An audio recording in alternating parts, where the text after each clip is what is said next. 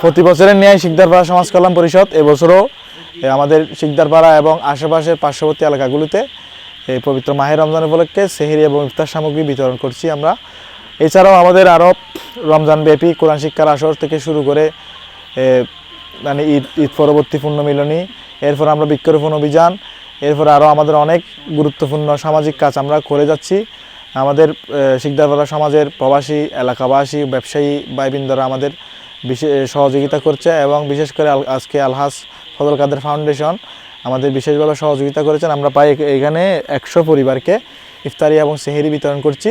এখানে প্রায় প্রত্যেকটি পরিবারের জন্য 4000 টাকা করে বাজেট করা হয়েছে। এখন আমরা রাতের মধ্যে আজকে এখন রাত 12টা মনে হয়, রাত প্রায় 12টা, তাই আমরা নিশি রাতের মধ্যে আমরা ব্যান নিয়ে ওই প্রত্যেকের বাসায় পৌঁছে দিচ্ছি। আপনারা আমাদের জন্য দোয়া করবেন, আমাদের এই কল্যাণের যে নেশা এটা যেন আমরা অব্যাহত রাখতে পারি। আসসালামু আলাইকুম।